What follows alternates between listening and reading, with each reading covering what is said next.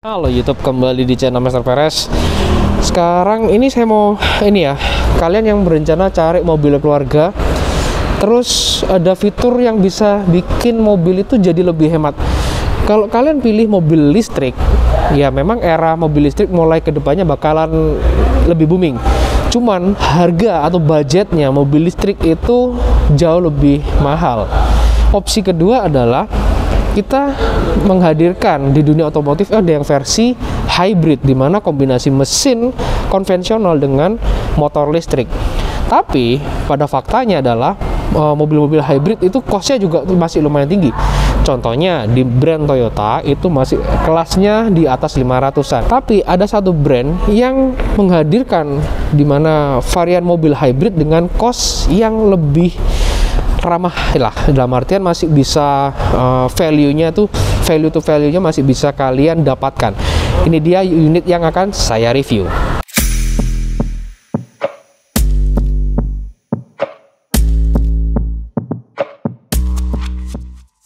Dan di belakang saya ada generasi terbaru Suzuki R3, dan ini hybrid yang sporty guys. Dan yang ini adalah all new R3 yang hybrid tapi yang GX. Nah, kali ini saya mau bikin komparasi dikit ya, perbedaan di R3 yang GX dengan Sporty. Yuk lanjut kita pembahasannya guys. R3 versi hybrid Smart Key-nya, dia di belakangnya berwarna kayak biru-biru keunguan gini deh. Oke, Smart Key-nya imut-imut. Nah, saya perlihatkan dulu dari desain wajah, dari lampu sampai body bumper depan, fog lamp. Ini dengan beda yang lama nggak ada perbedaan. Yang berbeda ini generasi terbaru all new R3 itu nih desain grillnya yang L shape seperti ini. Saya coba kita lock dulu. Lampu sennya masih menggunakan bolam. Sekarang kita lihat pendarahan lampu dari all new R3 hybrid yang tipe GX ini. Dan ini pendarahan lampunya seperti ini, dan ini fog lampnya. Kemudian ini lampu hazardnya. Pendarahan lampunya kurang lebih seperti ini ya guys. Kemudian lampu high beamnya. Oke, sekarang kita lihat ke pendarahan lampu belakangnya. Dan berikut pendarahan untuk lampu hazardnya, lampu sennya, kemudian lampu rem, dan kemudian lampu kotanya seperti ini. Nah, oke. Sekarang kita lanjut ke bagian samping. Sebelum membahas semua, kita lanjut ke bagian kaki-kaki. Dia kaki-kakinya dibalut dengan ban dengan profil 185/65 ring 15. Dan ini desain dari velgnya two-tone seperti ini. Kemudian untuk spion dia udah elektrik tentunya. Kemudian di bagian samping ini kita lihat ada smart entry. Kunci saya kantongin, ngunci. Saya pencet lagi, unlock. Nih ya. Tapi lihat dulu, apakah di sebelah sini buka. Nah, ini yang saya suka dari smart entry di Suzuki. Tek. Nah, 2 kali pencet baru dia kebuka. Ini yang menurut saya smart key-nya menurut saya bagus. Lock ya, udah terkunci semua. That's all. Itu menurut saya lebih smart ya dibanding merek-merek yang lain. Pada saat kita pencet ini dia langsung kebuka. Kalau Suzuki one push itu hanya sisi driver aja yang kita bisa buka, sedangkan yang lain nggak bisa kita buka. Safety agar nggak sampai disalahgunakan. Dalam artian misalkan kita unlock di sana kita nggak kelihatan, ternyata ada orang yang buka pintu. Di sini yang menurut saya nilai plus dari Suzuki ya. Kemudian kalian bisa lihat juga dari desain bodinya, lekukan bodinya seperti ini. Nice. Sekarang kita lanjut ke bagian belakang. Kemudian dari bagian atas ini nggak ada rear spoilernya, dia langsung seperti ini. High mount stop lamp-nya. Kemudian bagian desain lampunya seperti ini, dan ada emblem hybrid di sini. Kemudian kalau lihat bagian bumper dulu ya, desainnya dia lumayan keren sih dengan lekukan seperti ini. Kemudian kalau kita lihat ke bawah, tidak ada diffuser, dia langsung knalpot. Dan ini untuk towingnya di sini, dan kurang lebih seperti ini. Dan untuk di bagian bagasi, nih ya, saya perlihatkan lagi kayak yang kalau pernah yang nonton ya. Kalau belum nonton silahkan klik link di atas. Itu saya bahas Suzuki Ignis tapi second. Generasi terbaru di R3, bagian bagasi itu ternyata sama. Dia masih menggunakan tuas. Dengerin ya. Ini pembukaannya dengan tuas, tapi dia smart entry juga. Nah, ada tombol, saya perlihatkan nih. Sini. Dia di sini, ini ada tombol kecil di sini, itu berfungsi lock dan unlock. Kemudian untuk pembukaannya masih belum elektrik. Ini yang mungkin dibikin Suzuki untuk safety juga ya. Jadi ini tombol rahasia untuk lock dan unlock di Suzuki. Sekarang saya perlihatkan untuk locknya. Jadi memang ini masih menggunakan tuas pegas, tapi smart entry-nya terpisah seperti ini. Sekarang saya perlihatkan untuk locknya. Saya nggak pegang kunci, kuncinya di sini. Lihat di bagian lampu ya. Oke. Lock. Unlock. Saya perlihatkan ini, coba saya mau testing. Dia waktu unlock di bagian bagasi ikut kebuka nggak? No. Dia nggak ikut kebuka. Di bagian belakang dia hanya buka yang bagian sisi bagasi aja. Nice. Itu smart, cukup smart. Lanjut lagi ke bagian bagasi. Bagian bagasi cukup nggak terlalu gede banget, cuman ada separator seperti ini untuk storage juga ya. Ini kalau kalian beli ada karpetnya di sini. Kemudian ini bagian dari jok belakangnya seperti ini. Bentar saya perlihatkan dulu untuk pelipatannya. Pelipatan pembagiannya seperti ini. Nah, jadi lebih rata seperti ini pembagian. Kalau nggak dipakai ya udah jadi bagasi aja kayak gitu guys. So sekarang kita lanjut ke ruang bagian tengah. Lanjut ke bagian ruang tengah. Nah ini dia. Panel-panel di sini masih panel keras ya. Ini udah model fabric, cuman empuk sih di sini. Ini untuk door panelnya, untuk penurunan kaca elektrik, untuk tuasnya, dan ini untuk poketnya di sini dan bisa untuk botol satu. Oke, sekarang lihat ke bagian kabinnya, joknya seperti ini fabric semua, belum ada kombinasi dengan kulit. Oke, seperti ini. Ini pembagian pelipatannya 60-40. Sebelum masuk saya perlihatkan juga. Ini loh guys, ini fungsi child lock. Dimana saya pernah bahas fitur ini. Jangan sampai kalian misalkan naik Grab, naik angkutan umum yang online, terus ini dalam posisi lock. Ya, ini efeknya. Ini loss, nggak ada tenaga untuk pegasnya, nggak ada. Jadi kita tarik tuh enteng. Ciri-cirinya gitu. Sebelum kalian naik, ini dulu kalian lihat. Oh, ini enteng. Kalau ini enteng, cek ini. Ini harus kembali kayak gini, baru. Nah, ini ada rasa pegasnya, ya. Ini yang harus kalian tahu. Oke, sekarang saya masuk ke bagian dalam. Ini bagian belakang bisa kita mundurin lagi. Ini yang paling jarak segini. Masih luas. Oke, bisa kita rebahin lagi. Ini paling rebah segini. Oke, kita naikin lagi. Jarak masih lumayan tinggi. Kursinya empuk. Kemudian saya coba ke daerah sana. Nah, oke, lumayan sih. Gini, langsung lagi. Di sini, ini ada power outlet di sini. Max dayanya 120 watt di sini ya. Kita bisa menggunakan power outlet, cuman nggak ada untuk USB-nya. Nah, silakan kalian bandingin sendiri dengan di Avanza kemarin dan Veloz. Kemudian di bagian panel AC dia masih menggunakan model yang lama dengan model putar-putar seperti ini untuk fan-nya. Untuk pelipatan joknya dia nggak bisa one touch tumble, jadi dia seperti ini dimajuin. Nah, seperti itu. Dan ini di sini ini ada fungsi di sini. Misalkan kalian duduk belakang, pingin merebahkan kursi, ya. Jadi ini untuk penumpang belakang. Ini ditekan terus untuk bisa maju seperti ini. Jadi masuknya seperti ini celahnya. Saya coba ya. Saya coba balikin lagi. Ini bisa tek. Ini nggak bisa mundur cuy. Udah. Tapi harus dimundurin dari depan kayaknya. Kalau udah gini sih no problem. Dan ini saya posisi di belakang dengan paling mentok. Ini tapi dengan estimasi dia joknya nggak sampai rebah ya. Ini yang masih, ini ada gapnya kan. Nih, jarak lutut tuh masih sekitar 4 jari di sini ya. Oke, sekarang saya coba merebahkan ini lagi dengan tuas yang ini. Ini agak didorong. Kayak gitu. Dan ini kelihatan di sini. Ada di sini aparnya, ada di baris kedua. Ini ada apar. Oke. Sekarang saya keluar dulu dan lanjut ke bagian depan guys. Oke, kita lanjut ke bagian ruang kabin utama. Nah, ini yang saya suka di kabin utama. Dia woodnya, corak woodnya itu kayak gini. Ini menurut saya keren banget loh. Kemudian di sini empuk juga. Cuman yang ini masih panel keras. Kemudian yang auto power window-nya cuma satu. Kemudian door lock, dan ini untuk pengaturan dari mirror dan pelipatannya di sini ya. Kemudian kita lanjut ke bagian jok bawah, bagian jok.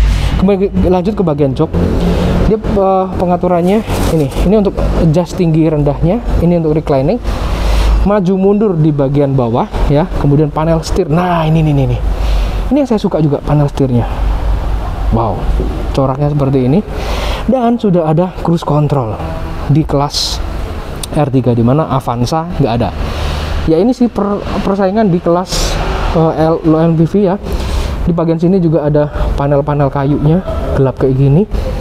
Ini untuk traction control, sonar belakang parkir, dan ada auto idling dan start stop button. Wow, nice, mantap kan? Oke, sekarang saya akan perlihatkan lagi di bagian sisi penumpang. Dan menariknya untuk Smart Entry dia udah ada kanan kiri. Nah ini yang bikin apa ya, smart. Karena sesuai kebutuhan. Misalkan aku butuh sana buka, ya udah pencet yang sana. Sebelah sini ya sini, atau yang di belakang bagasi ya belakang. Ini yang menurut saya bagus sih di R3 ya. Kalau di bagian sini sama ya desainnya, corak-coraknya sama. Kemudian masuk ke sini juga panel-panelnya sama. Kurang lebih tampilan interiornya seperti ini guys. Untuk R3 di kawasan Jawa Timur nih dibanderol harga 305 juta. Dan ini spesifikasinya. Kalian bisa lihat panjangnya, lebar tingginya, kemudian ground clearance-nya nggak sampai 180 mili. Kemudian dari suspensinya, spesifikasinya, bannya juga. Nah, sekarang kita akan bahas dari mesinnya. Mesinnya dengan kode K15B DOHC VVT, cc-nya 1462 cc atau 1500. Tenaga yang dihasilkan 147 PS per 6000 rpm, torsi 138 Nm per 4400 rpm, multi injection, ada tersedia manual dan matic-nya. So sekarang kita lihat ke ruang mesinnya. Ini dia, ini ruang mesinnya ya. Cukup simple untuk sebuah sekelas hybrid, dimana kalau kita lihat di Toyota itu di sini ada motor listriknya yang gede banget. Kalau di sini ini kelihatan seperti ini, nggak terlalu gede banget ya kan. Dan ini akinya juga lumayan gede, dimana di sini for stop and start untuk membantu proses stop and go nya. Oke, kurang lebih kayak gini. Oh ya, saya perlihatkan baterai di R3 hybrid ini, dan ini mengapa yang menjadi penyebab bisa dibilang harganya lebih murah dibandingkan di Toyota, karena baterainya nggak terlalu gede. Dan inilah guys posisi peletakan baterai untuk hybridnya sebesar ini. Sedangkan di Toyota kalau kita tahu baterai kapasitasnya tuh gede, sehingga posisinya tuh segede selebar mobil. Nah itu yang menyebabkan di Toyota lebih advance menurut saya dari hybrid. Sedangkan ini kita nanti lihat di bagian dalam ya, apakah ada mode EV-nya. Ke kabin, dia sini ada sun visor, ada kaca, kemudian bagian tengah ini lampu, kemudian di bagian spion nggak ada auto dimmingnya, nggak ada ceklekan juga, manualnya untuk dimming juga nggak ada. Kemudian di sini nggak ada sun visornya, nggak ada kaca. Lebih sederhana sih. Kemudian untuk ruang bagasi di storage seperti ini. Kemudian lanjut ke panel LCD-nya seperti ini. Nanti kita nyalakan. Ntar saya sekaligus nyalain dulu. Nah, ini ada logo Suzuki di sini. Wow, keren. Cuman ini ada tombol di sini untuk kilometernya. Oke. Nanti kita lihat bagian sini. Oh ya, di bagian setir dia ada konektivitas untuk Bluetooth telepon di sini, seperti ciri khas Suzuki yang lain. Dan ini tampilan head unitnya. Kemudian panel AC udah auto, boom, bisa seperti ini. Cuman belum dual zone ya. Ini untuk mengatur bagian blower belakang. Di bagian sini untuk power outletnya, kemudian di sini ada untuk port aux-nya.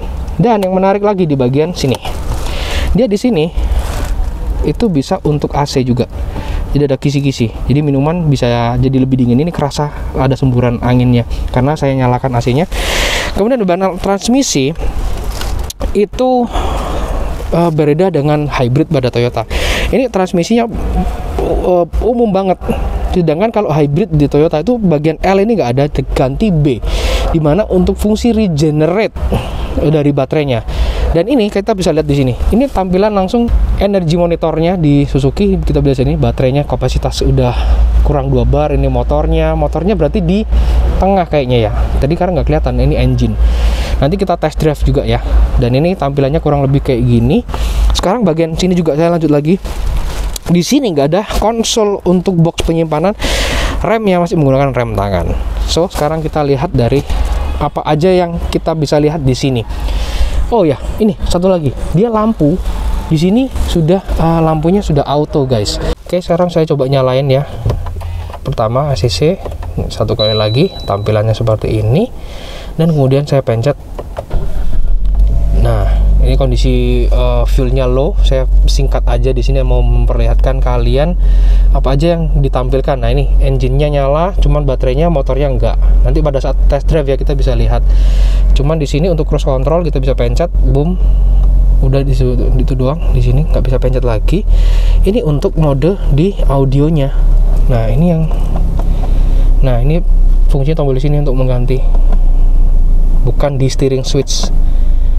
Seperti ini. Ada jam. Nah, ada motion font.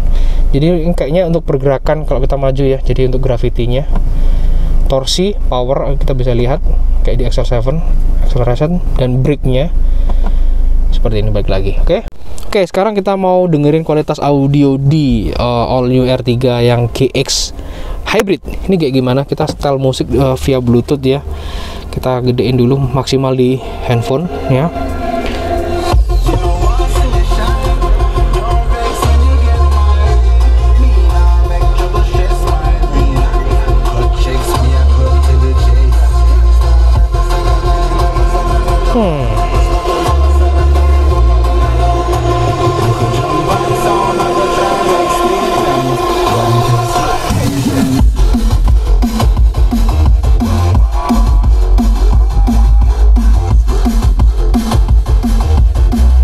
Not bad, lumayan sih ya. Oke, mantap, masih mending, enak, lumayan meskipun belum nendang banget. Nah, sekarang saya perlihatkan di sini ya. Di sini ada dua fungsi tombol, guys ya.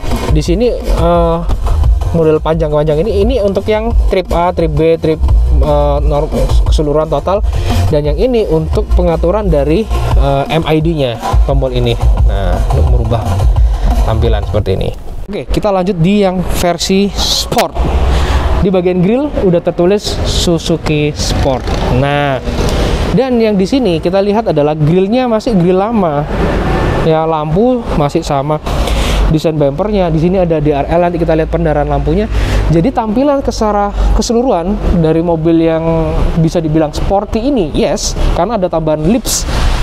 Spoiler depan bumper ini jadi lebih sporty, guys. Sekarang kita lihat pendarahan lampunya. Dan ini pendarahan lampunya, guys, untuk kita nyalain. Pada saat nyala, lampu DRL-nya menyala, kemudian hazard seperti ini, kemudian fog lamp dan lampu utamanya seperti ini. Nah, kurang lebih gambaran kalian untuk lampunya seperti ini, guys.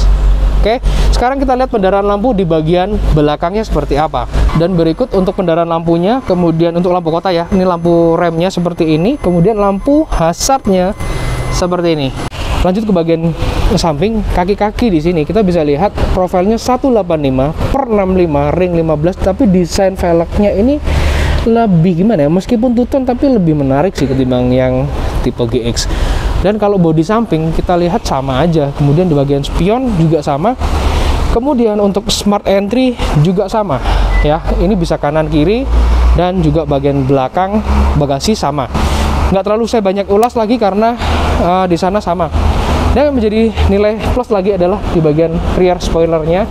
Ini ada Suzuki Sport, jadi ada rear spoiler jadi lebih sporty. Nah, untuk bagian belakang saya akan nanti lihat nih di bagian luar ada unit test drive.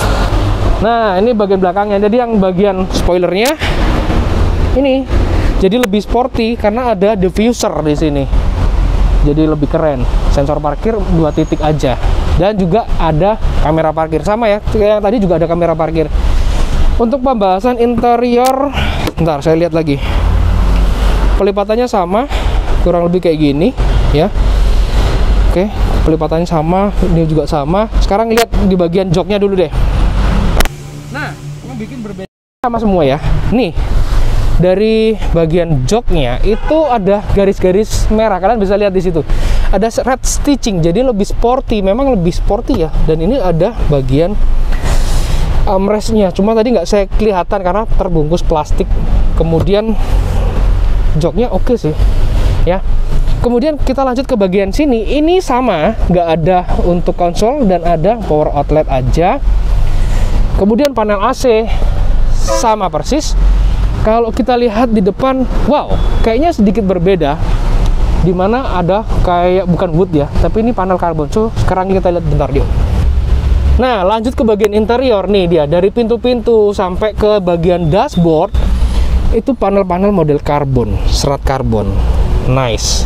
Tapi kalau dari ini setirnya berbeda ya. Tadi wood, ini kombinasinya kayak gunmetal gitu.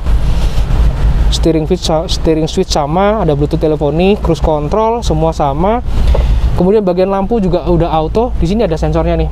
Ini ada sensor untuk lampu. Lampu-lampu juga sama. Kemudian di bagian sini juga sama. Di bagian sini aja yang ada kacanya. Di bagian sini nggak ada kacanya. That's all.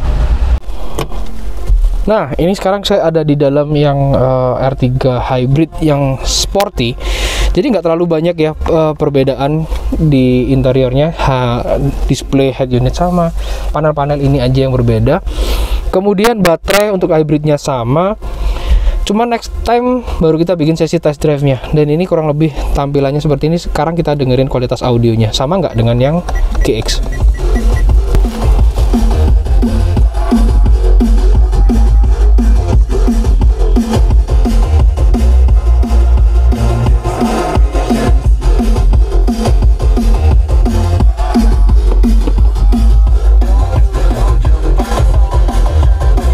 Saya kecilin dulu. Kalau panel di sini displaynya ternyata juga sama, yang sport sama yang GX.